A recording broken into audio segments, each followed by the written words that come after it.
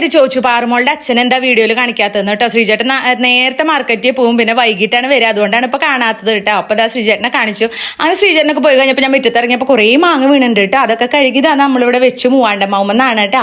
അപ്പൊ അതിന് ശേഷം ഇഡ്ഡലി ഉണ്ടാക്കാൻ പോവാണ്. അപ്പൊ ഒന്ന് വലിയ ഇഡ്ഡലി ചെമ്പിൽ ഉണ്ടാക്കാന്ന് വിചാരിച്ചു. ഇതാവുമ്പോൾ ഒരു വട്ടം ഉണ്ടാക്കിയാൽ മതി, കുറച്ച് സമയം എടുക്കുന്നേ ഉള്ളൂ.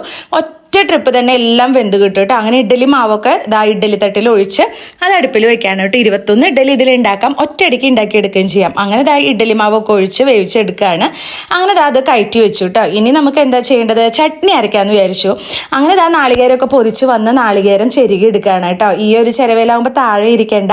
അപ്പോൾ ഇങ്ങനെയൊക്കെ ഇരുന്ന് നമുക്ക് ചെരുകി എടുക്കാം. അങ്ങനെ നാളികേരമൊക്കെ ചെരുകി എടുത്ത് ഇനി നമുക്ക് ചട്നി അരച്ചെടുക്കാം. അതിലേക്കായിട്ട് ഞാൻ കുറച്ച് ചൂനിയമുളകാണ് എടുത്തിരിക്കുന്നത് കേട്ടോ. ചൂനിയമുളക് ഇട്ടാൽ നല്ലൊരു ടേസ്റ്റാണ്.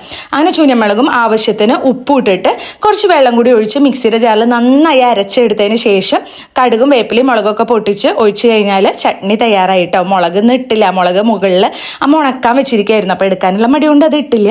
അങ്ങനെ നമ്മുടെ ചട്നി സൂപ്പർ ടേസ്റ്റുള്ള ചട്നി തയ്യാറായി കഴിഞ്ഞു. അങ്ങനെ രാവിലത്തെ പണികളൊക്കെ കഴിഞ്ഞപ്പോൾ ഒന്ന് മുടിയൊക്കെ ചീകി എണ്ണയൊക്കെ പരട്ടി ഒതുക്കാമെന്ന് വിചാരിച്ചു. അങ്ങനെ എൻ്റെയും പാറുമോളുടെയും മുടിയൊക്കെ ചീകി ഒതുക്കി അമ്മത് അവിടെ കൊപ്പര എന്താ പറയുക നാളികേരത്തിൻ്റെ കൊപ്പര ഉണ്ടല്ലോ, അത് വെട്ടി ശരിയാക്കുകയാണ്. അങ്ങനെ കടയിൽ പോയപ്പോൾ പാറുമോൾക്ക് ഒരു ചായ വേണമെന്ന് പറഞ്ഞാൽ അപ്പുറത്ത് പോയി ചായ മേടിച്ചു കൊടുത്തു. ഇനി കുഴിമന്തി വെക്കാനുള്ള സാധനങ്ങൾ കൊണ്ട് വീട്ടിലേക്ക് പോകാം.